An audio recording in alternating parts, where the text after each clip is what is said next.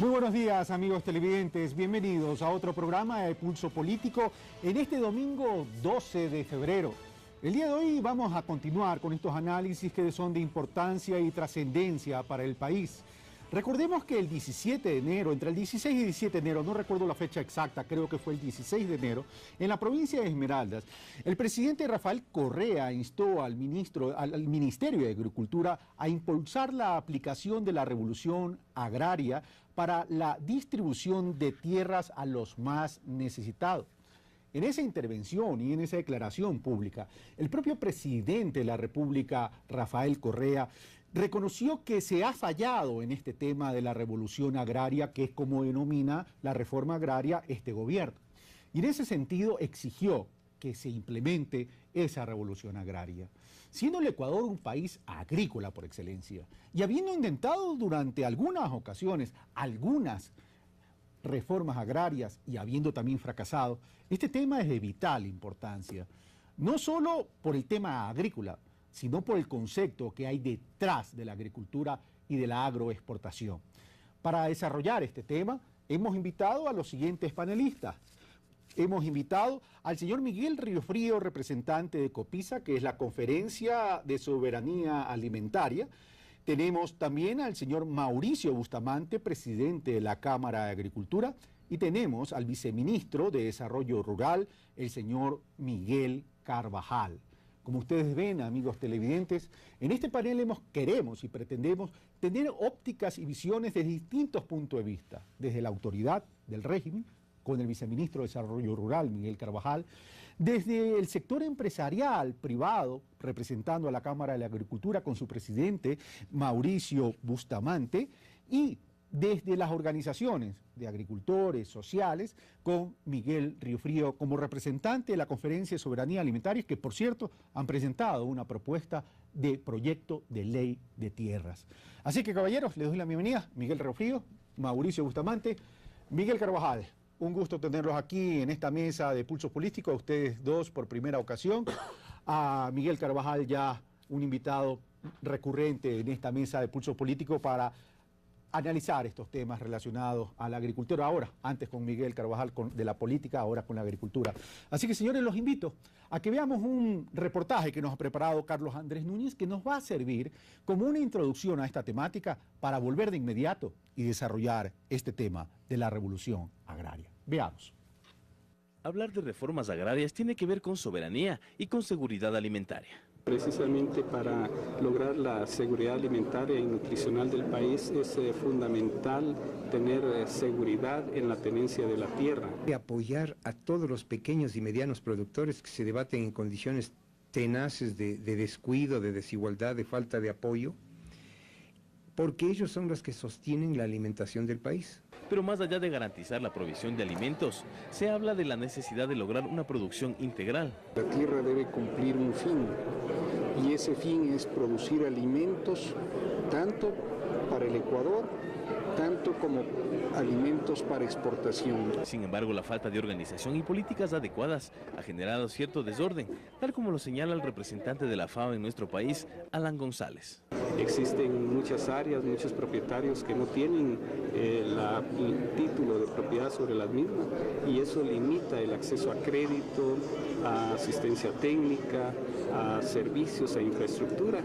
Y además manifiesta la necesidad de permitir que la visión de la tenencia de tierras sea incluyente al núcleo familiar. La propiedad de la tierra debe ser reconocida para la pareja como hombre y mujer, porque existen algunos casos en que la propiedad se da al jefe de la familia, generalmente el hombre, pero que existen casos en los que puede haber separación. No es viable un país equitativo, un país de soberanía, un país de una economía de los pequeños, economía popular y solidario, cuando todo está estructurado por el más salvaje principio del lucro privado, individual y monopólico.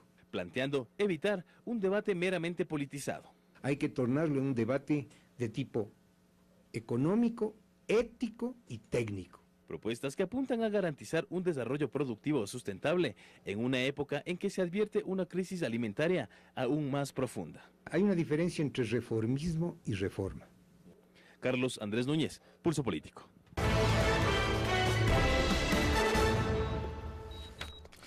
Estamos de vuelta, gracias Carlos Andrés Núñez. Bueno, comenzamos, señores, comienzo por el señor viceministro de Desarrollo Rural. Hablar de reforma agraria no es tan solo hablar de una redistribución de tierras, vamos a llegar a ese momento, pero hablemos de lo que debe significar esta revolución agraria. El Ecuador ha intentado varias veces esta reforma agraria, sin embargo, ha fracasado. En este reportaje podemos ver conceptos como dice, no puede haber una reforma agraria, el gobierno le llama revolución agraria, si no hay soberanía y seguridad alimentaria. Y por otro lado, el investigador de la salud, el académico Jaime Bril, dice, no hay equidad cuando todo está enfocado desde la óptica lucrativa. Miguel Carvajal.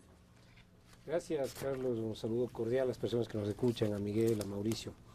Mira, nosotros planteamos, tú bien lo has dicho, el término revolución agraria, porque necesita hacer cambios drásticos, rápidos, y nosotros cuando nos criticamos, porque somos muy autocríticos como gobierno, lo que estamos diciendo es, no hemos avanzado ni en la velocidad, no hemos avanzado con la celeridad, no hemos avanzado como deberíamos avanzar y como lo hemos hecho en otros ámbitos.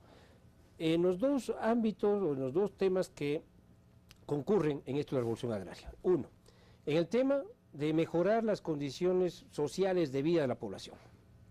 Es decir, como ustedes pueden ver aquí, este es un cuadro de distribución de la pobreza, no sé si estoy hablando de las tendencias de pobreza. Hemos bajado en los últimos años cerca de 10 y 11 puntos la pobreza por ingresos y cerca de 8 puntos la pobreza extrema por ingresos a nivel rural. Pero esto es insuficiente. No solamente tenemos que acelerar la declinación en la caída de la pobreza, ahora estamos en 24.5 la pobreza extrema por ingreso, sino que tenemos que plantearnos como país, como horizonte nacional, ahora que ya no se discute si el país es viable o no viable, como se hacía hace 5 o 6 años, tenemos que plantear como horizonte eliminar la pobreza. Entonces, cuando somos autocríticos decimos, tenemos que avanzar más rápidamente. Pero eso supone inversiones sociales, pero también supone, y este es el segundo gran ámbito, desarrollo de la producción y de la productividad. Nosotros tenemos ventajosamente un nivel de producción agropecuaria que satisface el consumo interno. Tenemos prácticamente cubierta la seguridad alimentaria.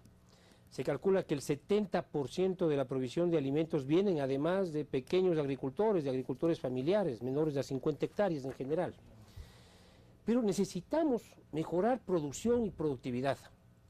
Estos dos ámbitos, mejorar las condiciones sociales, que todos tengamos buena educación, buena salud, agua potable en el campo, que todos tengamos acceso a internet, acceso a telefonía y que todos tengamos mejores condiciones para producir y elevemos el rendimiento de la producción, son los dos componentes de lo que el gobierno llama revolución agraria.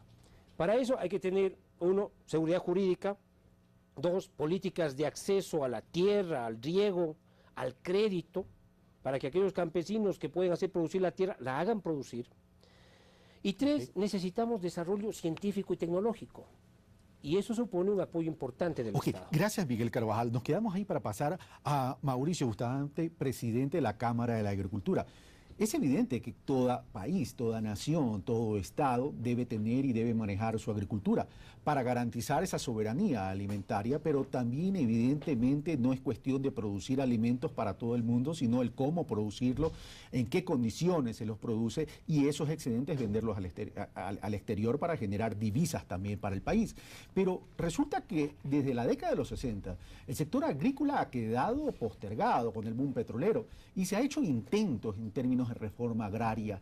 Antes se pretendía entender o comprender la reforma agraria como simplemente un reparto de tierras, pero la reforma agraria va más allá. Ahora, con la explicación de Miguel Carvajal sobre los conceptos y dimensiones de la revolución agraria, desde la Cámara de Agricultura, es decir, desde el sector productivo privado, coincide y empata con esos conceptos de desarrollo agrícola, de desarrollo rural.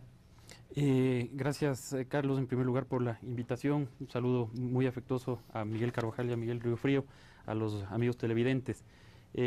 Sí, nosotros coincidimos, de hecho, en que es absolutamente necesario dar un vuelco al sistema productivo agropecuario nacional.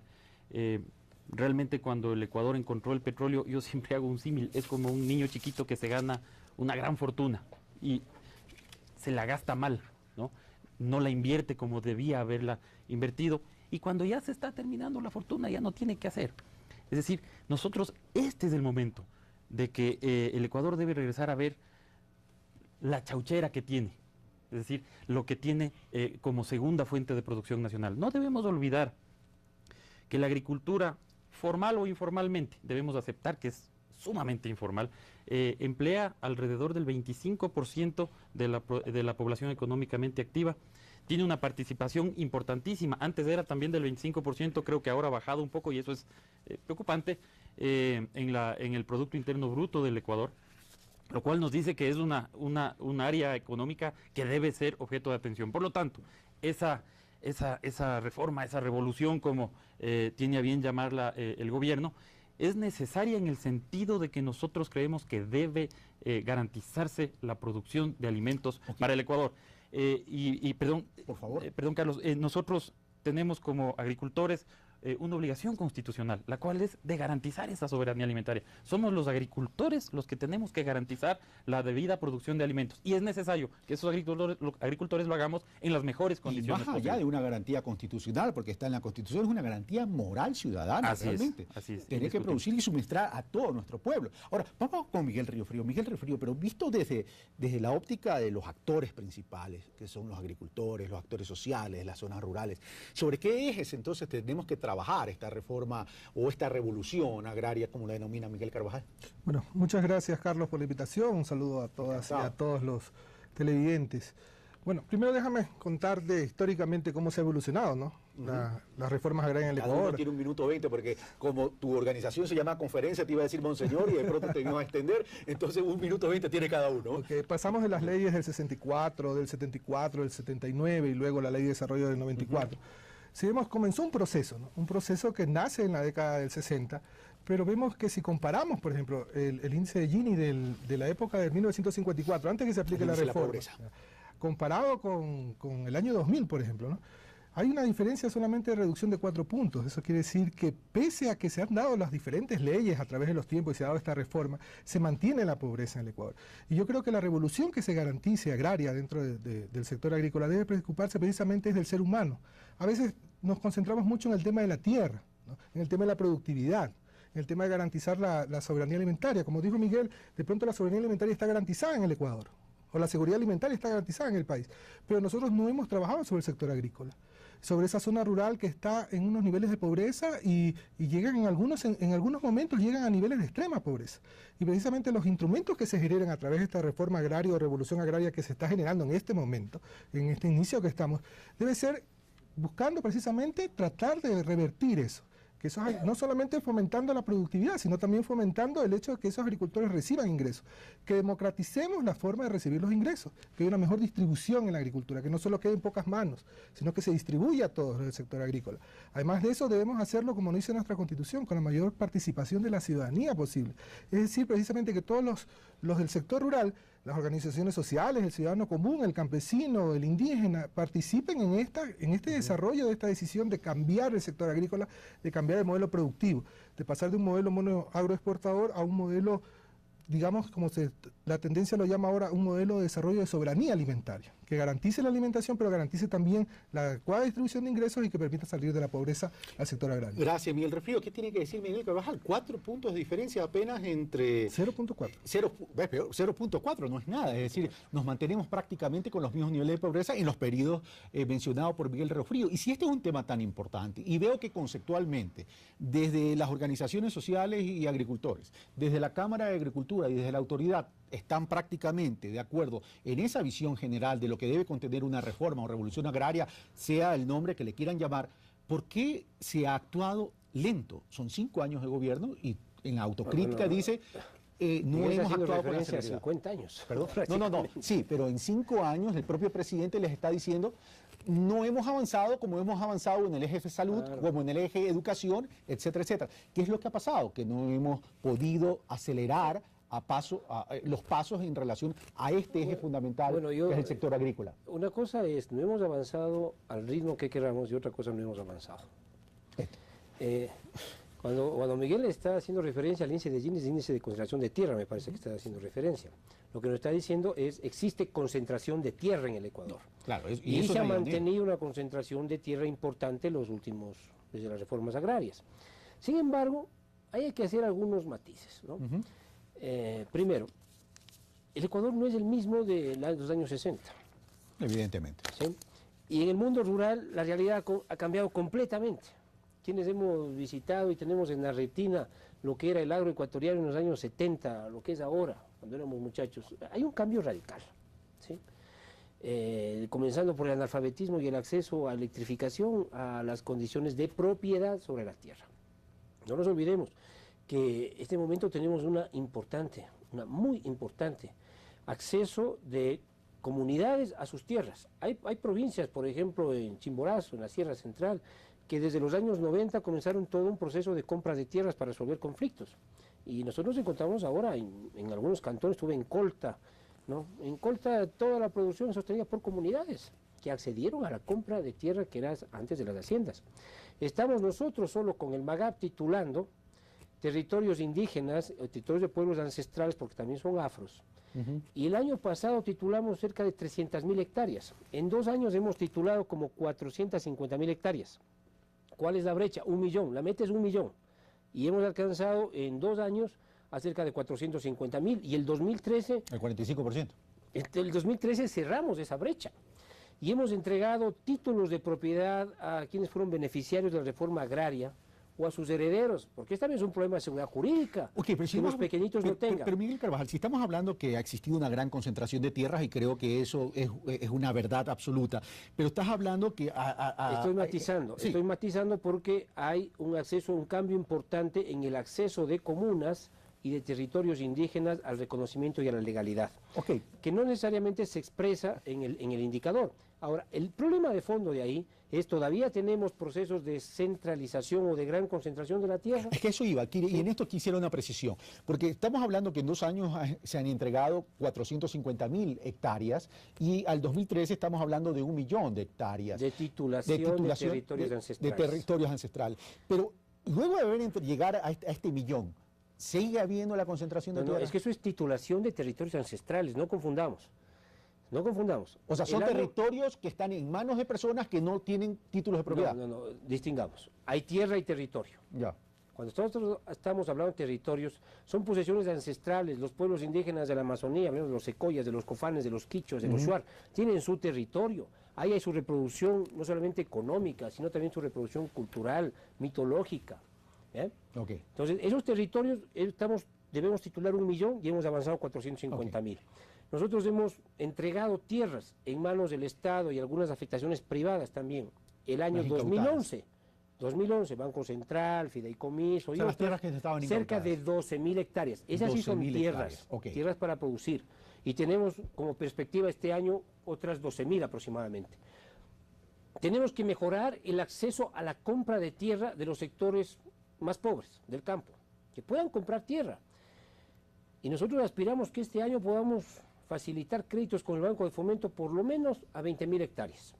Esos son procesos de estímulo al acceso a este medio de producción que es la tierra. Vamos a ir desarrollando Pero también tenemos que avanzar en la legislación, Y este es el tema que nos ha tenido discutiendo varios de estos meses, la propuesta de la ley de tierras. Y propuesta de ley de tierras que, por cierto, Copisa está presentando. Pero vamos punto por punto y vamos al tema de las tierras. Si hay una concentración de tierras y hay que redistribuir las tierras, el tema entonces, Mauricio, es en qué condiciones hay que redistribuirla y en qué área o qué dimensión hay que redistribuirla, eso por un lado, y por otro lado, ¿para cultivar qué? Bueno, en primer lugar, nosotros siempre hemos partido del hecho de que es necesario que exista un censo, que exista un catastro agropecuario nacional, precisamente para saber con la certeza más absoluta cuál es el verdadero nivel de concentración de tierra que hoy por hoy afecta al Ecuador, que es indudable que hay algún nivel de concentración de tierra. Pero a tu criterio no está determinado el verdadero nivel de concentración. No está totalmente determinado por los mismos puntos que comentaba Miguel. Muchas Miguel veces Carvajal. exactamente, aquí hay 2 Migueles. Muchas veces sucede que la tierra está concentrada, pero es de una comunidad, por ejemplo. Y en las mediciones, como no hay catastros actualizados, en las mediciones aparece como una concentración de tierra y eso puede estar modificando los índices de concentración. Entonces, ese debería ser un primer paso para saber de dónde tenemos que partir. En segundo lugar, lo que también establece Miguel Carvajal, en el sentido de que el tema de la legislación es indispensable. Nosotros siempre hablamos de 3 seguridades básicas para que el sector campesino pueda producir y pueda producir bien y pueda garantizar esa soberanía alimentaria. Primero, la seguridad de las personas. En esto se ha avanzado, se ha conversado mucho con el gobierno nacional, ha habido la apertura para que de alguna manera existan sistemas de prevención de la inseguridad en las haciendas. Había mucho rapto, muchos temas de extorsión en el campo, especialmente en determinadas áreas del país. Segundo, se ha avanzado mucho y lo reconocemos especialmente. En segundo lugar, el tema de la seguridad de los bienes. Hay robo de ganado, hay robo de cultivos, etcétera. Es otro tema grande en el que tenemos que empezar a caminar. En eso hemos caminado menos todavía. Creo que es uno de los asuntos que debemos abordar con el Ministerio de Agricultura.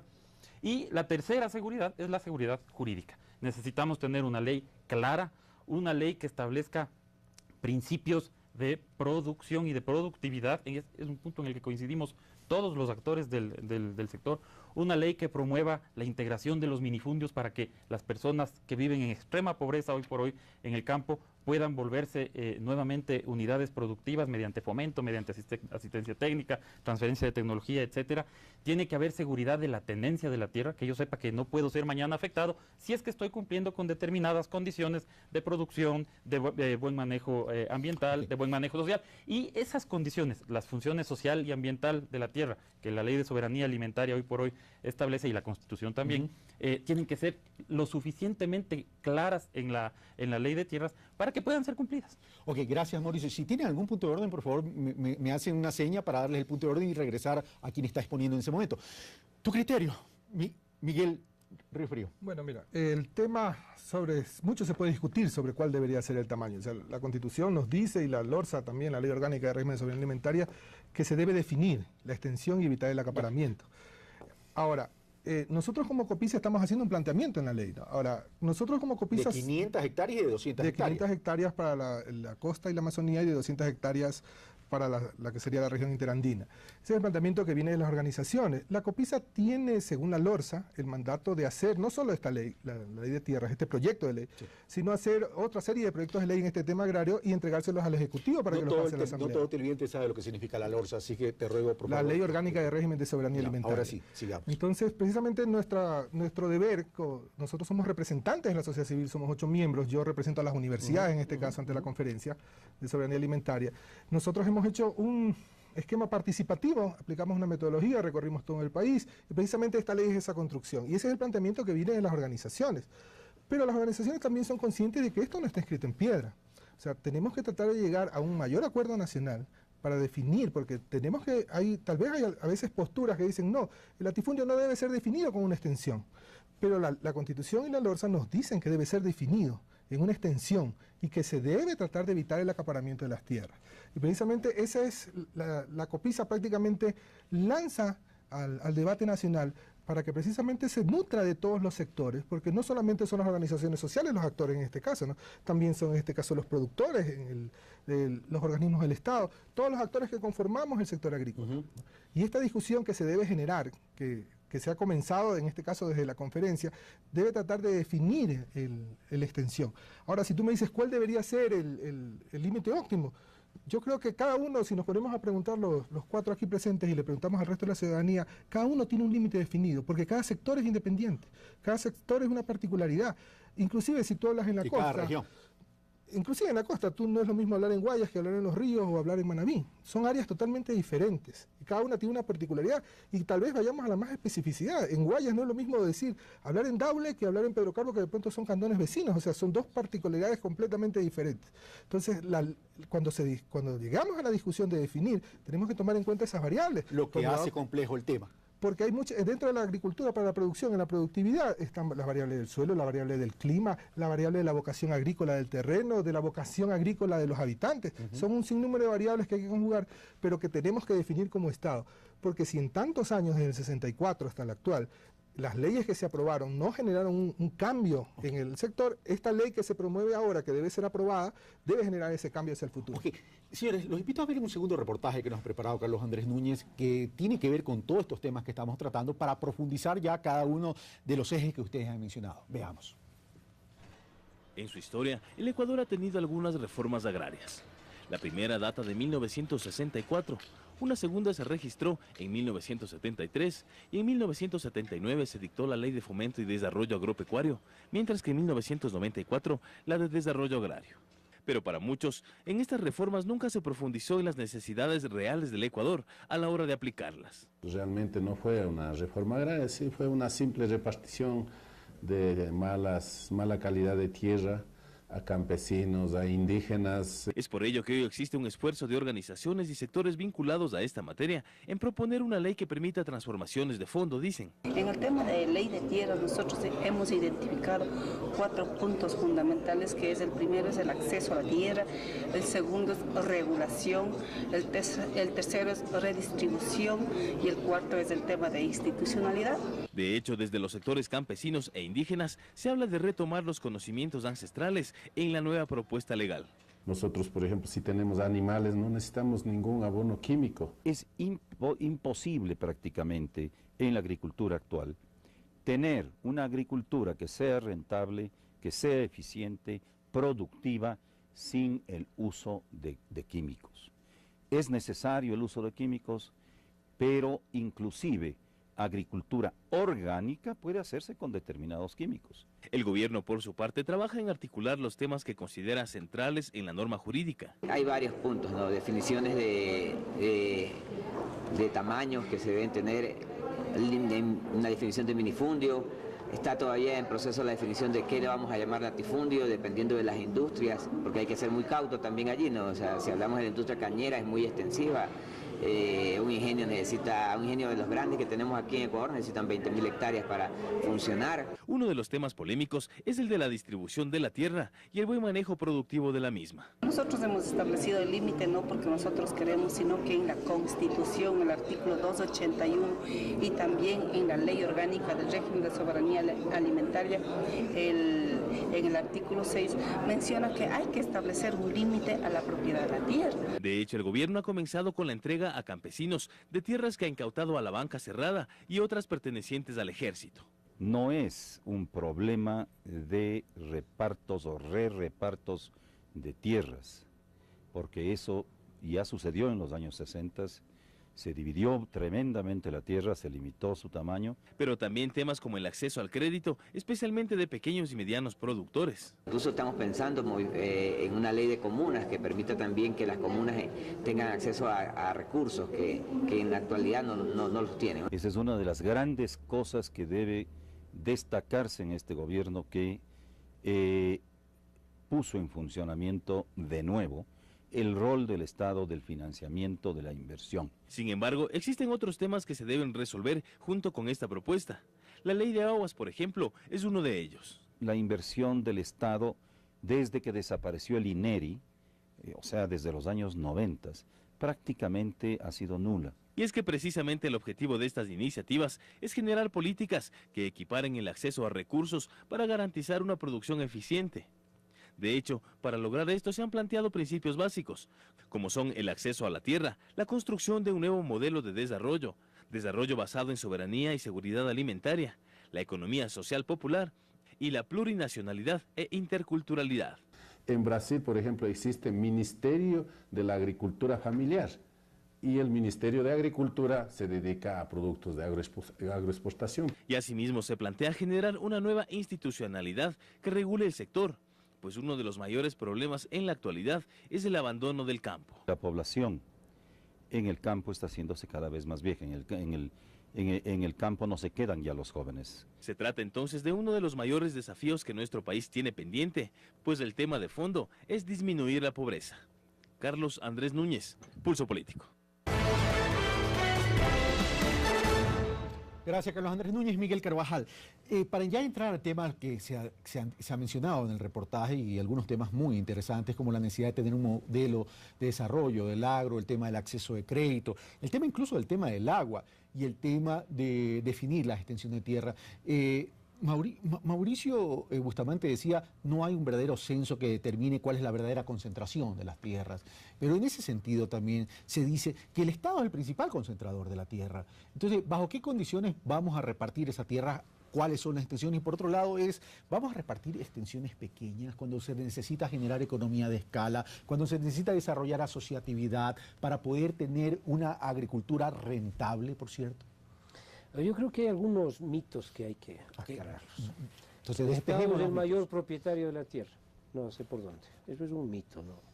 Nosotros hemos entregado 12.000 hectáreas, de las cuales alrededor de 11.000 hectáreas han estado en manos del Fideicomiso, Banco Central y algunas instituciones públicas. Y este año 12.000 más y se acabó. Vamos a ver cuántas más tiene el Banco Central y el Fideicomiso por entregarse. Es un mito. Que si se entrega a pequeños propietarios la agricultura no avanza. Es también un mito, porque también tenemos muchos pequeños propietarios que tienen altísimos niveles de productividad, de rentabilidad. La producción de cacao, la producción de café, en buena medida en nuestro país son de pequeños propietarios, y algunos de ellos han ganado premios internacionales. Buena parte de la producción de banano en cuanto al número de unidades productivas está en pequeños productores, ¿no? Ese es otro mito. Los pequeños propietarios tienen gran capacidad de producir, pero hay que darles suficientes condiciones de crédito, de asistencia técnica también.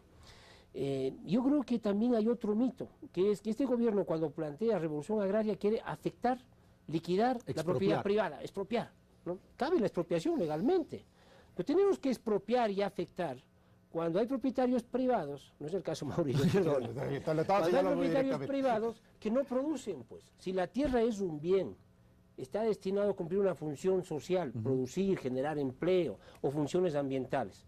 Pero si usted tiene tierra que tiene condición para producir y que no le está produciendo, que le está engordando, que está especulando, ahí sí le vamos a afectar, pues. Y en eso tenemos de acuerdo con las cámaras, con las organizaciones campesinas, con las organizaciones de productores. Nuestro gobierno ha garantizado y va a garantizar seguridad jurídica en el agro. Pero evidentemente, parte de la seguridad jurídica es afectar a aquellos bienes que, pudiendo producir para la alimentación interna, para la exportación, para generar divisas, empleo, no lo están haciendo. Esos son los que vamos a afectar. ¿Quién tiene tierra agrícola y le está produciendo? No tiene por qué preocuparse. Ahora, cuando se defina en la propuesta de ley, ¿no es cierto?, habrá que ver, uno de los criterios que nosotros creemos que hay que mantener es obligar a que, si usted tiene tierra agrícola de buenas condiciones, tenga ciertos niveles de productividad, pues. Ok, ya, y luego vengo con una inquietud para ti, Miguel Carvajal. ¿Qué opina el representante del sector privado? Bueno, creo que es otra coincidencia, porque nosotros como sector productivo... Alegrando tanta coincidencia en esta mesa. Lo que hace Pulso Político, ¿no? Qué bueno. Y no es debate. No. El tema de la producción, nosotros como organización somos una organización de productores y lo primero que defendemos es justamente la producción. Entonces, nosotros jamás nos vamos a poner en la posición de defensa del especulador, del que tiene la tierra engordando, el que tiene tierra con condiciones y con aptitud agropecuaria sin producirla. Para Mauricio Bustamante, ¿ha habido una hipersensibilidad a estos temores y a estos mitos que dice Miguel Carvajal? Yo pienso que se debe mucho al hecho de que no sabemos bien por dónde va el tema. Por eso es que nosotros... ¿Por dónde va el proyecto de ley? Exactamente. En ese sentido, Carlos, es importante que conozca la ciudadanía que nosotros como Cámara de Agricultura y luego como Federación de Cámaras de Agricultura presentamos un proyecto de ley de tierras y territorios también bajo una convocatoria que hizo la COPISA a los sectores sociales y productivos para que lo hagan. Nosotros presentamos este proyecto, Miguel lo ha leído, Miguel Riofrío también lo ha leído. Es un proyecto interesante con una perspectiva social, pero visto desde la óptica de la producción. ¿Cómo abordamos? A datos más radical que algunas organizaciones campesinas. El de la Cámara. Así nos han dicho. Así nos han dicho. Radical desde el punto de vista de que sí queremos ese cambio radical para el país en beneficio de la producción, en beneficio del crecimiento del país. ¿Cómo abordamos, por ejemplo, el tema del latifundio nosotros en nuestro proyecto de ley? Nosotros decimos simplemente que uno cae en latifundio cuando, teniendo una propiedad agropecuaria con condiciones, con aptitudes para producir, no la tiene en producción. Es decir, si es que yo tengo una propiedad grande de tamaño y la tengo en plena producción, está cumpliendo la función para la cual está establecida la tierra. Se pueden establecer otros mecanismos a través de los cuales se comparta, digamos, el beneficio de ese tamaño, del ser grande. Y me refiero concretamente a la posibilidad de los cultivos inclusivos entre empresas grandes y pequeños empresarios o pequeños campesinos, la transferencia de tecnología, la investigación, ¿sí? La investigación. Los chiquitos no pueden hacer investigación porque no tienen la posibilidad económica de hacerlo. Los grandes están obligados a hacer. Entonces, pero se complementan unos a otros. Exactamente, esa es una forma. Entonces, latifundio, cierto es que la Constitución establece la obligación de que se defina y se limite el latifundio. Y la Ley de Soberanía Alimentaria hace lo propio en su artículo 6, pero no dice que se limite en número de hectáreas. Ese límite podría ser el que estamos diciendo, una condición de productividad de esa tierra. ¿Sí? Entonces, nosotros no estamos de acuerdo en que se ponga un número por allí, sino que más bien se ponga una condición. Es decir, no definir el latifundio en función de extensión. Miguel Rifrio. Solamente en función de extensión. Exacto. Nosotros, como decía al inicio, ¿no? La principal preocupación del ser humano del sector agrícola. Nosotros planteamos, si bien planteamos los límites de 500 y 200, ¿no? Planteamos una alternativa, por ejemplo, como el ministro decía en el reportaje, el ministro de Agricultura, el tema de la caña. Ok, pueden existir esos tipos de empresas, ¿no? Pero deben democratizar su capital. Es decir, que las acciones que conforman esa empresa sean distribuidas en un orden de prelación, que la misma ley, la ley orgánica... orden de prelación, a ver, desarrollemos eso. Que es distinto a decir, abramos el capital a través del mercado de valores. Claro. Estamos hablando en orden de prelación. ¿Cuál sería ese orden de prelación? Por ejemplo, la LORSA nos da una pauta y nos dice, deben ser los campesinos sin tierra y deben ser las mujeres jefas de familia productoras campesinas. Nosotros hemos desarrollado mucho más allá, los vecinos, los trabajadores de la empresa, inclusive un ejercicio que ya hizo el gobierno nacional cuando vendió Ecudos, ¿no? Por el hecho de que parte del paquete accionario fue vendido a los trabajadores de la empresa, ¿no? Porque Ecudos también era no solo dueño del ingenio, sino de las tierras que le proveían de caña. Entonces eso nos permite democratizar y mantener estas unidades de producción que son, según el criterio privado, eficientes, ¿no? Y que de esa riqueza que genera pueda participar también el campesinado. Una inquietud, manteniendo la mayoría accionaria en quien tiene mayor poder de inversión para investigación o para desarrollo tecnológico o qué sé yo. Eso tendríamos que discutirlo, ¿no? Tendríamos que discutir, por ejemplo, hay el ejemplo mexicano, ¿no? Los mexicanos tienen una medida radical, dice, tú no debes tener acciones dentro de una empresa de este tipo productora que no sea más allá de 100 hectáreas, que represente 100 hectáreas. Es decir, que si tengo una propiedad de 5.000 hectáreas, debo tener 50 socios, ¿no? O sea, son ese tema mucho más específico, pero de todos modos es algo que tal vez nosotros podamos imitar y definir precisamente cuál debería ser ese nivel de participación, pero le damos una salida para no afectar de pronto a sistemas de producción que generan productividad, que generan divisas para el país, que generan trabajo. Miguel Carvajal.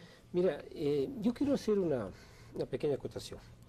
Es importante y fundamental el tema de tierras, democratizar, garantizar la seguridad jurídica, las inversiones. Creo que tenemos que hacer algunos correctivos en el país porque si nos encontramos a veces con extensiones de 10.000, 15.000 hectáreas en donde hay hasta un manejo de territorio, ¿no? Pero no podemos mirar solamente ese tema, tenemos que trabajar en otros temas, no solamente en riego, en crédito. Tenemos que hacer un esfuerzo por recuperar, por ejemplo, la fertilidad del suelo en el país. Hemos perdido cerca de la mitad de la capacidad orgánica de la fertilidad del suelo. Tenemos que hacer un esfuerzo en investigación científica, tecnológica, para mejorar la productividad. Trabajar en semillas, en multiplicación de semillas, en acceso a semillas certificadas, que tenemos un déficit enorme en el país. Es decir, no solamente es el tema tierra, tema central, fundamental. También son otros paquetes. Desconcentración de riego, acceso a crédito productivo por los miembros de las comunidades de pueblos ancestrales que tienen restricciones porque no pueden hipotecar la tierra, ¿sí? Tenemos que trabajar en lo que tú decías, investigación científica, tecnológica, por inversiones privadas, pero también públicas, estatales. Lo que hemos hecho en muchos aspectos es recuperar el rol del Estado.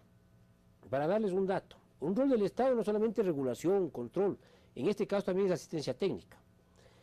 En el año 2000 había asistencia técnica para cerca de 13.000 unidades productivas. Ahora solo con el proyecto de las escuelas de la revolución agraria vamos a llegar a cerca de 150.000 unidades productivas. ¿Por qué? Porque el Estado se retiró de la asistencia técnica en el periodo neoliberal.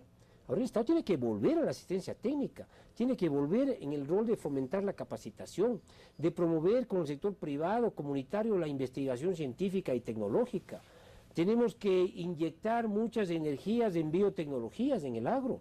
Es decir, no podemos nosotros cerrarnos únicamente en la mirada de un tema clave, tierra, donde tenemos que trabajar en los límites probablemente, pero tenemos que trabajar desde el punto de vista de la productividad y garantizando la producción en el país. Tenemos que tener una mirada más amplia, solamente en el lado de la producción más amplia, ¿no?, que permita enfrentar adecuadamente lo que llamamos desarrollo rural. Vamos entonces a eso, Mauricio Dávila, sin perjuicio que quisiera tu opinión en relación a lo dicho Miguel Riofrío en cuanto a esta democratización de los capitales en esas extensiones, grandes extensiones de tierra que se requieren por su especificidad en cuanto al desarrollo agrícola. Bueno, empezando por el tema de la apertura de los capitales de las empresas, nosotros lo miramos como una opción válida, pero no debería ser una obligación. Es decir, nosotros habíamos sugerido en un taller que hicimos con Copisa en algún momento con la Cámara, que si es que uno tiene una propiedad grande porque su cultivo lo requiere, en el caso del ministro de Agricultura en el reportaje hablaba de la caña, la palma, palmito, hay algunos cultivos que... Un ejemplo sí, específico, ¿no? Sí, la palma también, son cultivos que requieren grandes y que obviamente no se los puede partir porque mantener una extractora, por ejemplo, entre los pequeños es difícil, el grande sí lo puede hacer. Entonces se puede mantener asociativamente. Sí, son ejemplos. Entonces, nosotros decíamos, no es una mala idea el tema de la apertura de esos capitales, es decir, que se permita la existencia de esas tierras grandes con la condición de... Pero que sea una opción y que otras opciones puedan ser, por ejemplo, si es que no abro el capital a través de esa manera, que se trabaje con los sistemas de cultivos inclusivos que están probados no solo en el Ecuador, sino en otros países. Es que lo que pasa es que si lo deja como una opción... tengo la opción de decir que no y nunca voy a resolver el problema. Lo que Entonces pasa... sería una opción con dos escenarios, es decir, un y o. Varias opciones. El tema de las acciones, el tema de los cultivos inclusivos, el tema de transferencias obligatorias de tecnología, el tema de investigación con los pequeños, etcétera. Hay que tener un poco de imaginación y en otros países, sí, abrir un abanico de tal manera que el gran propietario tenga la obligación de compartir esa facilidad que le da el hecho de ser grande con los que no la tienen. Es decir, mirarnos todos como socios estratégicos. Exactamente. Entonces, pero no solamente a través de la apertura de acciones, esa es una de las opciones. Puedo yo escoger esa o cualquiera de las otras, siempre que todas cumplan una función de beneficio. Señores, ya han pasado 40 minutos del programa, vamos al modelo de desarrollo agrícola. ¿Cuál debería ser entonces ese modelo de desarrollo agrícola? Sin perjuicio que hay que tener acceso a la tierra, hay que tener financiamiento, etcétera, etcétera. Uno de los problemas sensibles que tiene el país también es el tema de los precios. Todos somos monos aquí, uno produce, le va bien, todos queremos producir lo mismo, los precios bajan, etcétera, etcétera. ¿Cuál es el modelo que debemos seguir? Bueno, nosotros estamos planteando un modelo al que hemos denominado modelo de soberanía alimentaria. Básicamente, desarrollar el mercado interno del Ecuador.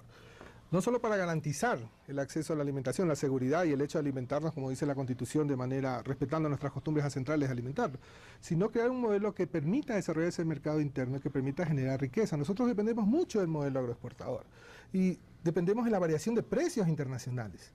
Y esa variación de precios generalmente nos genera ciertas crisis. Es común ver cada año el problema de los bananeros. Claro, ahí tenemos una realidad. Unos son los exportadores y otros son quienes realizan la producción. Y el exportador quiere poner su precio. Y nosotros tenemos, por ejemplo, un gran comprador dentro que puede transformarse en el gran regulador, que es el Estado. El Estado tal vez sea el mayor consumidor de productos agrícolas a través de sus diferentes programas, comenzando por el Ministerio de Salud, el Ministerio de Bienestar Social, las Fuerzas Armadas, el Ministerio de Seguridad, creo que maneja las cárceles, la policía, todos son los grandes compradores, es tal vez el mayor comprador y por ende es el mayor regulador también. Porque si tú controlas por ejemplo, en un esquema de mercado, si tú controlas por lo menos un 15-20% del mercado, eres capaz de regular el precio y el Estado se convertiría en el gran regulador. Precisamente de este modelo de soberanía alimentaria, donde el mercado interno debería desarrollarse. No quiere decir que dejemos a un lado y no exportemos. Tenemos que mantener el esquema también de agroexportación, pero dándole privilegio, como dice la Constitución y la ley, al tema de soberanía alimentaria. Nosotros en la ley planteamos otras formas de producción para generar no solamente el hecho de repartir la tierra, nosotros hablamos de generar repartir la tierra de forma asociativa. Lo que sí está claro es que los precios de alimentos no pueden responder a una especulación financiera.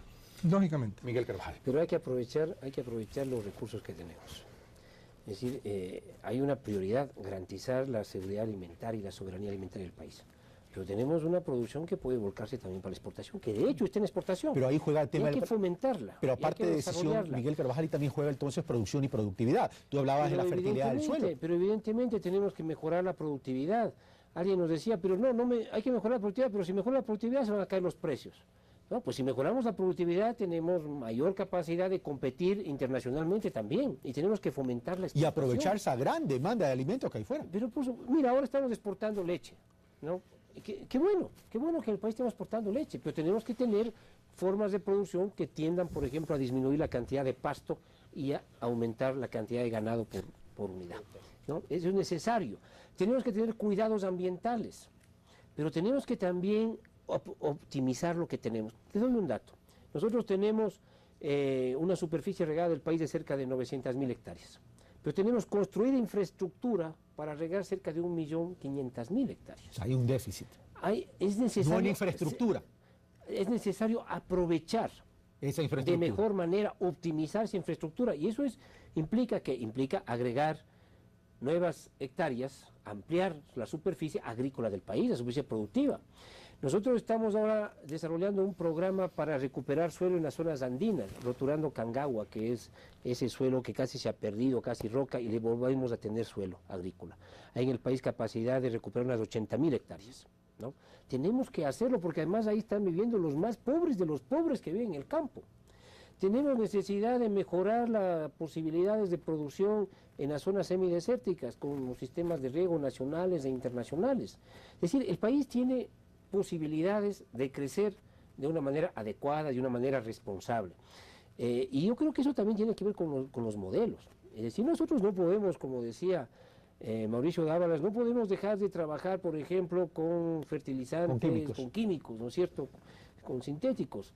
Pero tenemos que ir desarrollando cada vez mayores controles para tener buena producción agrícola, para no contaminar los suelos, para no contaminar los cursos de agua, los ríos, porque ahora estamos en niveles de contaminación complicados, ¿no? Y eso significa también cambiar los sistemas de producción, incorporar otros tipos de prácticas más amigables con la naturaleza y más responsables. Pero ahí me surgen tres inquietudes, Mauricio Bustamante. Primero, el tema es, ¿tenemos un mapeo de saber qué debemos producir en cada una de las regiones para potencializar en las regiones? Dos, el tema de lo que decía Miguel Carabajal y también decía el tema del reportaje, es la concentración de agua. A ver, en primer lugar, el tema del mapeo, creo que no existe un estudio por lo menos actualizado sobre el tema. Sé que hay algunos de alrededor de 15 años o 20 años atrás, pero obviamente habría que actualizarlos porque es muy importante. Y además socializarlos, porque a veces los productores no los conocemos. A veces lo que ha pasado cuando se ha hecho en años anteriores esto ha sido que el gobierno los tiene, el Estado los tiene, pero no los publicita lo suficiente. Lo que no se comunica no se conoce y lo que no se conoce no existe, mis queridos amigos. Y en el tema del agua es indispensable que no solamente eso es parte de los servicios que debe dar el Estado y que se ha retraído. Así es. Para que tú sepas que en tu propiedad no puedes poner bananos, sino... Pero en todo caso ahí tenemos una tarea pendiente. En el tema de ese muchos tarea pendiente en el que debemos trabajar. O sea, tampoco porque falten cosas podemos descalificar los avances, ¿no? Por supuesto. Pero sigamos. Y además el Estado sabe que cuenta con nuestro respaldo y con nuestro apoyo y nuestro aporte en todo lo que podamos hacer para mejorar la situación agropecuaria del país. El tema del agua. Es verdad que existe infraestructura subutilizada y que hay que optimizarla, pero también es verdad que falta muchísima infraestructura. Hay muchos sectores en donde todavía falta riego. Tenemos que generar nuevas formas de captación de riego, fomentar el hecho de captación de agua, fomentar el hecho de las recepciones de aguas lluvias y etcétera. La cosecha de agua. Exactamente. Son temas que de alguna manera tienen que irse regulando e incorporando en nuestra legislación. ¿Cuál debería ser el contexto agropecuario, el plan de desarrollo agropecuario? En primer lugar, lo que tú decías, Carlos, una obligación ética, moral y legal.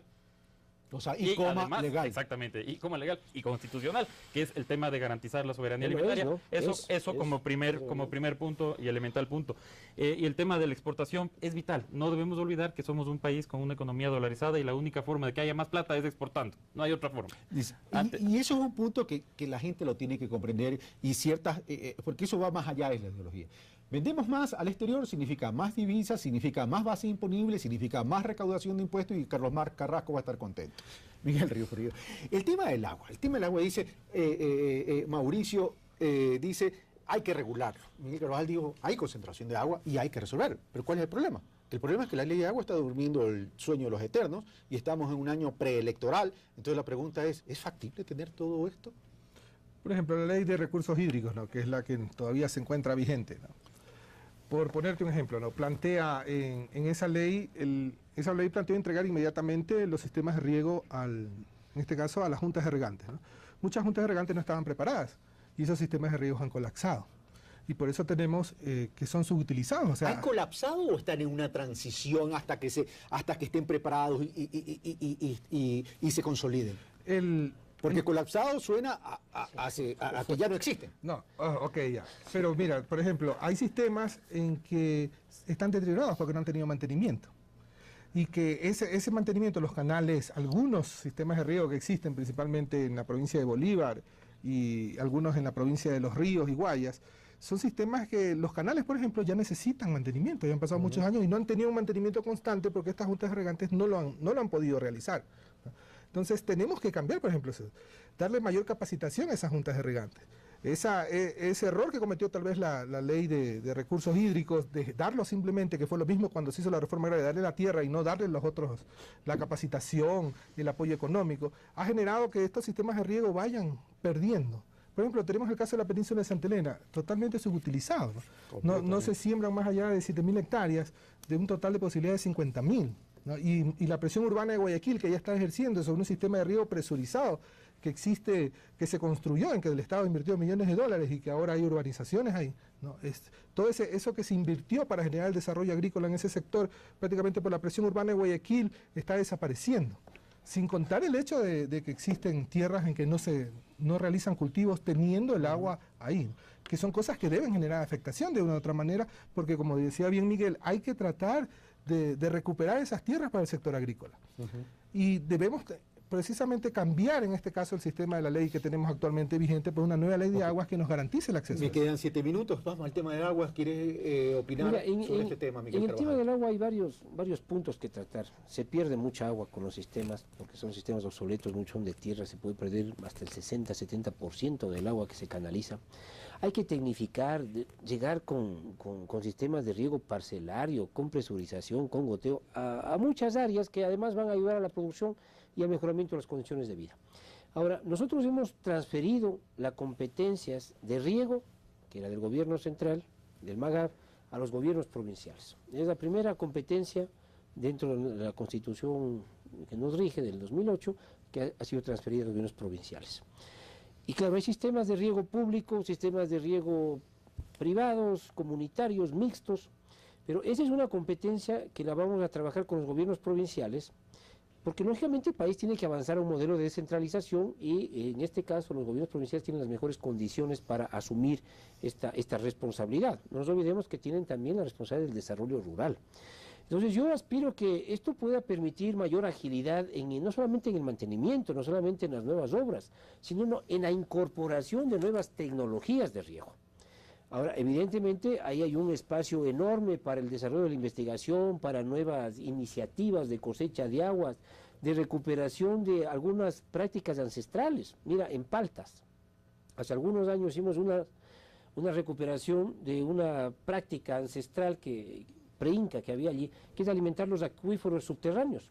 Entonces sean reservorios en la superficie, pero no para regarlos tradicionalmente, sino para alimentar los acuíferos subterráneos y la gente tenía en las parcelas agua. Bueno, hay que desarrollar iniciativas de ese tipo en el esa marco de las explicación me viene la pregunta política. Ya hay la decisión política de sacar a la ley agua en el 2012 y apuntalar este proyecto de tierras en el 2012, considerando este año preelectoral, porque todo lo que se está diciendo aquí es muy bonito, pero vamos al tema de lo real. Yo te estoy hablando desde el Ejecutivo. Por eso. El Ejecutivo ha descentralizado las competencias de riego y drenaje a los gobiernos provinciales. Eso fue con la Constitución, estoy hablando de la ley de agua. En la Asamblea se está trabajando la ley de aguas ya 2 años. No nos olvidemos que pero cuando el Ejecutivo quiere meter fuerza a Miguel Carvajal, no sea torero que está prohibido matar el toro. Pero no soy asambleísta. Pues, pero cuando el gobierno y el Ejecutivo le interesa ponerle la aceleradora a algo. Es evidente que nos ha interesado. Pero aquí sucedió un problema. Cuando pusimos la ley de aguas, cometimos un error político grave, que es recibir una propuesta de parte de las organizaciones, sobre todo campesinas e indígenas, y poner a discutir. Y cuando se puso a discutir en la Asamblea, ¿qué sucedió? Levantamiento indígena contra el gobierno. Entonces nosotros, digamos, cometimos un error. Recoger de las organizaciones campesinas e indígenas y proponer el gobierno. cuando lo que debíamos hacer es que propongan las mismas organizaciones. Lo que está pasando acá, lo que está pasando porque acá. se convirtió en un motivo de conflicto político. Y como uno aprende de los errores, Miguel Carvajal, entonces lo está pasando acá, Copisa y las cámaras de agricultores proponen esta ley y no el gobierno para que sea ellos los que consoliden los consensos. No, estoy preguntando, porque Miguel Copisa por ley tiene que presentarle al gobierno. No, sí, pero es iniciativa de ellos. El 1 de diciembre nosotros estamos trabajando y nosotros vamos a presentar a la Asamblea el proyecto de ley de tierras. La aspiración, que puede ser una aspiración utópica, es que hagamos un tratamiento serio de la ley de tierras y de la ley de aguas. Que no se politice en el mal sentido, que no se convierta en un mecanismo electorero y no tengamos nuevamente a Lourdes Tibán gritándonos que ahora estamos destruyendo las comunidades o repartiéndonos la tierra de las comunidades, porque eso no es un tratamiento serio. ¿Sí? ¿Sí? Y lo digo eso porque lo mismo hicieron con la ley de aguas al punto de llevar a un levantamiento. Me quedan ya indígena. pocos minutos. Vamos a otros dos temas y voy ahora donde Mauricio. Los tres se llaman el nombre con M, me confundo. Vamos donde Mauricio. Que no cometas un miguelicidio, ¿no? Mauricio Bustamante, vamos. Otro Mauricio Dávalos, decía en el reportaje que nos ha preparado Carlos Andrés Núñez, dice: tenemos otro problema, es que nuestros campos están teniendo una población vieja y los jóvenes van a las grandes ciudades. Y ahí vamos a tener un problema de desarrollo rural, si se quiere, y por otro lado, la tendencia del mundo a generar grandes urbanizaciones, y lo que decía Miguel Refrío, nos estamos comiendo con esas grandes urbanizaciones territorio cultivable. Sí, es uno de los problemas. El tema de la migración de la gente del campo a la ciudad es un problema viejo y cada día mayor. Y eso se da porque realmente el campo hoy por hoy todavía no da lo que debería dar para que esas familias, esas personas tengan un nivel de vida óptimo. Todo lo que estamos hablando de alguna manera va a colaborar, va a ayudar, va a empujar para que eso se pare. Ahora, el tema del crecimiento urbano es un problema realmente grave. En la Cámara acabamos de tener el reporte de algunos... pero es una realidad mundial, ¿eh? Sí, de algunos propietarios de los filos de las ciudades que nos comentan que han subido los impuestos prediales de una manera brutal. Un ejemplo es de $200 a $30.000, de $500 a $100.000. El valor de la tierra también, sin ningún tipo de análisis técnico, ni mucho menos. Entonces, eso, ¿a qué le invita al propietario eso? A que haga parcelas y urbanice y venda, ¿no es cierto? Porque es más rentable. Exacto. También. Entonces ese puede llegar a ser un problema grave para las ciudades porque se quedan sin su provisión de alimentos, se quedan sin su despensa natural, que es el cordón agropecuario que debe Lo que significa existir. Que va a encarecer los alimentos que sí van a poder tener por comprarlos en otros lados. Y déjame decirte que ayer en reunión con Alberto Larco, subsecretario de Agricultura, le comentábamos este tema y él se ha comprometido para que el ministerio haga una gestión al frente de los municipios, un pedido, un exhorto, una solicitud de que tengamos mucho cuidado en este tema para que no se afecte a la productividad. Gracias, Mauricio. Vamos a donde Miguel Riofrío. ¿Es la misma inquietud? El mismo tema. O sea, lo que tocaba el tema de la migración principalmente, ¿no? Si nosotros vemos la gran migración en la costa hacia la ciudad de Guayaquil, se da precisamente por los hechos que afectaron al sector agrícola. La primera migración cuando se crea lo que es el suburbio de Guayaquil se da por la gran sequía, el hecho de cuando aparecen las nuevas invasiones en la parte norte se da precisamente por el declive de la producción agrícola en la década del 80. Entonces, si vemos, está muy relacionado, ¿no? Porque la migración está relacionada con el tema de agricultura. Entonces, el hecho que tú decías que se quedan sin jóvenes y que no se puede generar un desarrollo, los jóvenes no se quedan porque no hay oportunidades de desarrollo. Yo, por ejemplo, yo soy del campo. Yo vengo del campo y fui formado en base a la agricultura. O sea, mis padres trabajaron en la agricultura y eso convirtió a que me convirtiera en un profesional. Precisamente las oportunidades que se te van desarrollando como joven ves que no están en el campo y te obligan a emigrar hacia la ciudad. Pero si nosotros generamos un desarrollo en el campo, es decir, si generamos de que haya oportunidades, que tengan oportunidad de desarrollar su familia, tener acceso a salud, tener acceso a educación para sus hijos, el poder tener fuentes de ingreso, te permiten regresar al campo y poderte desarrollar. O sea que el problema migratorio se da precisamente por el nivel de pobreza, no precisamente por el hecho de que ahorita no vamos a generar un desarrollo rural, o no va a haber mano de obra campesina, o no va a haber agricultores que siembren, que son muy mayores. Ahora, Miguel, pero permíteme, por favor, un dato. El promedio de edad rural, este rato está en 24 años, me parece. Pero eso no es viejo. Y el promedio de edad de los productores agropecuarios está en 40. Se nos ha dicho que 56, 58, está en 40. Entonces, cuidado, también tengamos otro mito sobre esto, ¿sí? O sea, desde el año 2004, es una percepción, más no una realidad. Desde la tasa de crecimiento del sector rural tuvo un quiebre, una reversión desde el 2004. Eso significa que está creciendo a los promedios normales.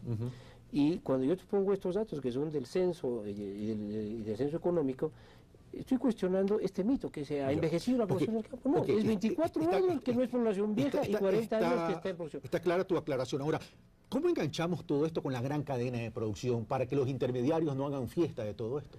Mira, yo no creo que hay que decir todo comerciante es malo. No, ¿sí? eso y que todos los productores tengan que volverse comerciantes, porque hemos tenido N experiencias en el país en que tenemos organizaciones de campesinos que también entran en la comercialización y han quebrado.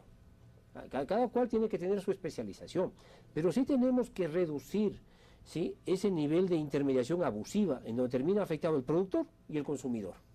Nosotros estamos trabajando en una recuperación de una serie de programas del Ministerio.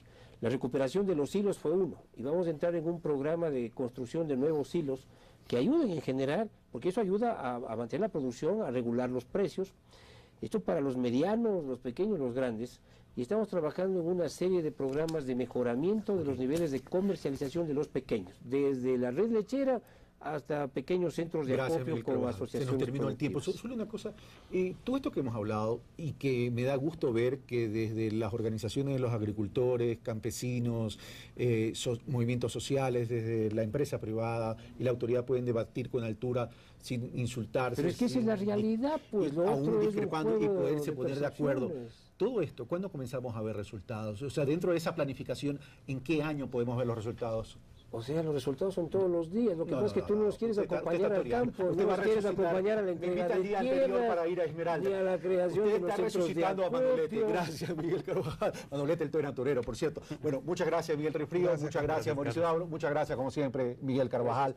Gracias a ustedes, amigos televidentes. Bueno, nosotros queremos contribuir al debate, nosotros queremos contribuir como parte de la solución, no parte del problema, en debates que se pueden llevar a cabo con altura, con responsabilidad, con objetividad, con una única intención: llevarles el progreso a los ecuatorianos. Un fuerte abrazo, hasta el próximo domingo.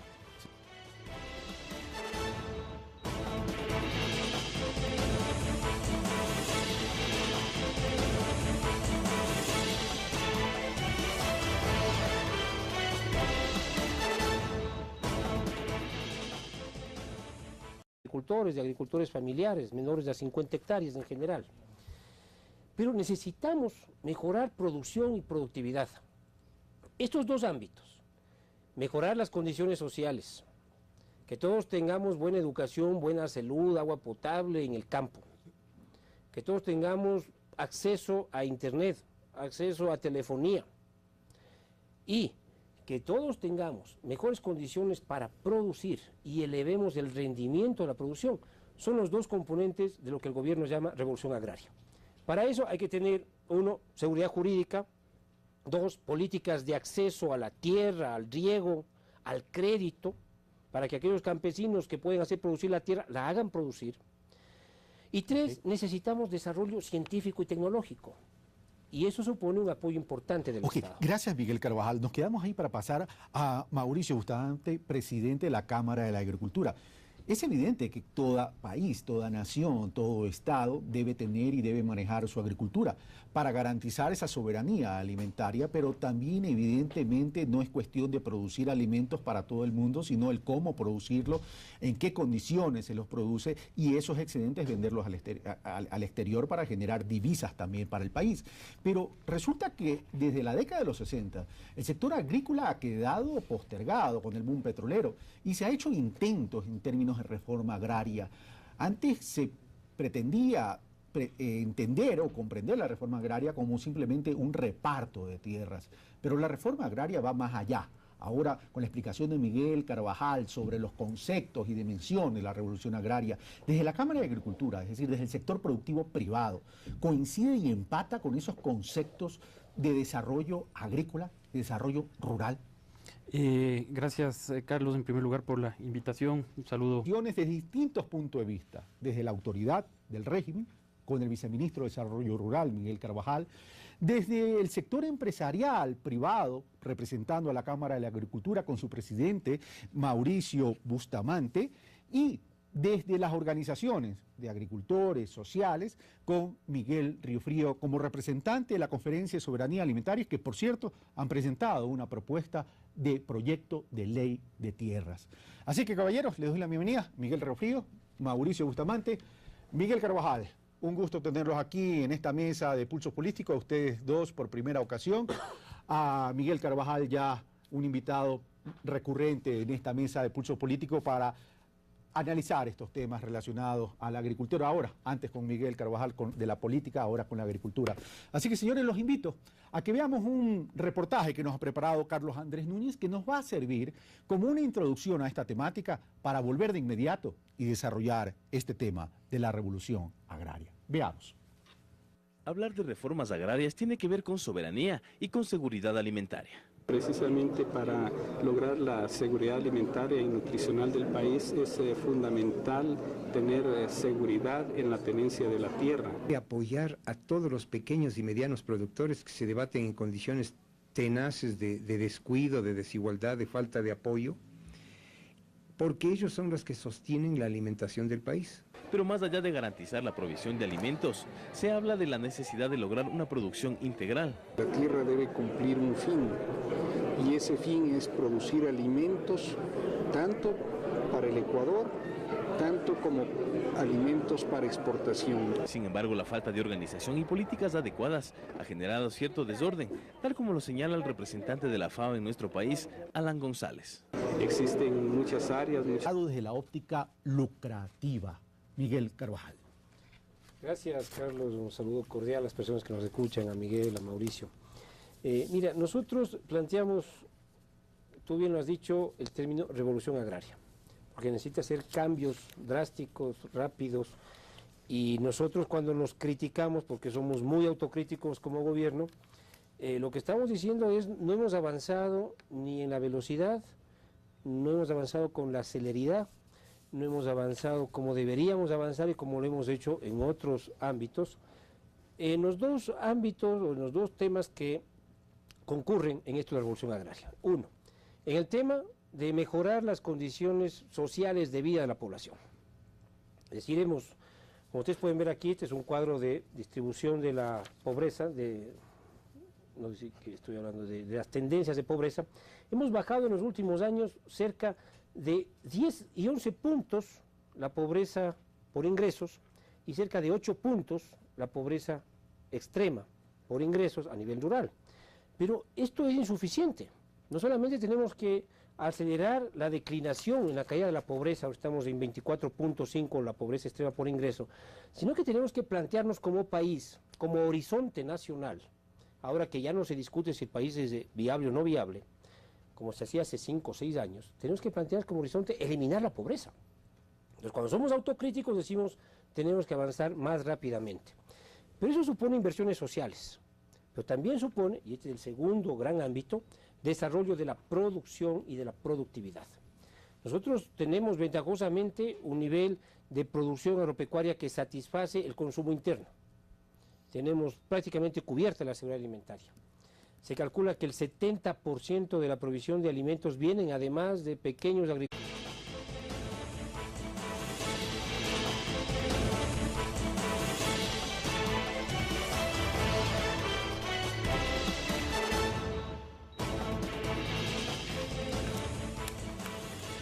Muy buenos días, amigos televidentes. Bienvenidos a otro programa de Pulso Político en este domingo 12 de febrero. El día de hoy vamos a continuar con estos análisis que son de importancia y trascendencia para el país. Recordemos que el 17 de enero, entre el 16 y 17 de enero, no recuerdo la fecha exacta, creo que fue el 16 de enero, en la provincia de Esmeraldas, el presidente Rafael Correa instó al Ministerio de Agricultura a impulsar la aplicación de la revolución agraria para la distribución de tierras a los más necesitados. En esa intervención y en esa declaración pública, el propio presidente de la República, Rafael Correa, reconoció que se ha fallado en este tema de la revolución agraria, que es como denomina la reforma agraria este gobierno. Y en ese sentido exigió que se implemente esa revolución agraria.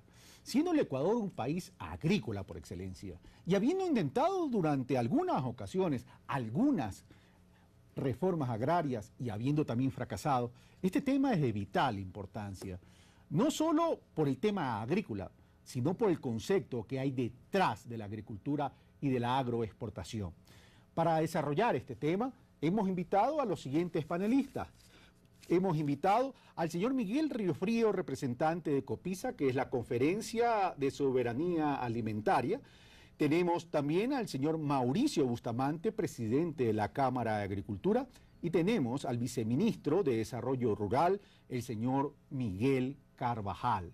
Como ustedes ven, amigos televidentes, en este panel queremos y pretendemos tener ópticas y visiones. Los propietarios que no tienen el título de propiedad sobre las mismas, y eso limita el acceso a crédito, a asistencia técnica, a servicios, a infraestructura.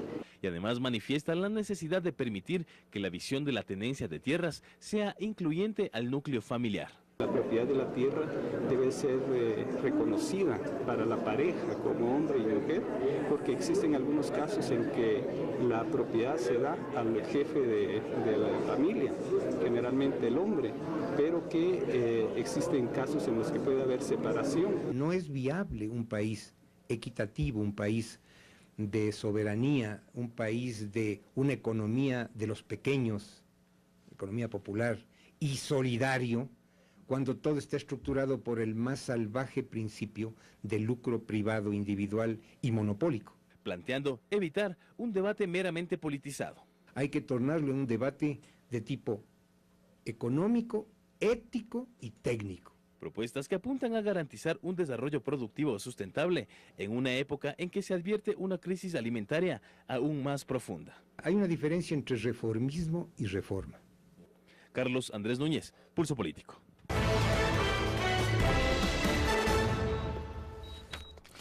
Estamos de vuelta, gracias Carlos Andrés Núñez. Bueno, comenzamos, señores, comienzo por el señor viceministro de Desarrollo Rural. Hablar de reforma agraria no es tan solo hablar de una redistribución de tierras, vamos a llegar a ese momento, pero hablemos de lo que debe significar esta revolución agraria. El Ecuador ha intentado varias veces esta reforma agraria, sin embargo, ha fracasado. En este reportaje podemos ver conceptos como dice, no puede haber una reforma agraria, el gobierno le llama revolución agraria, si no hay soberanía y seguridad alimentaria. Y por otro lado, el investigador de la salud, el académico Jaime Breil, dice, no hay equidad cuando todo está enfocado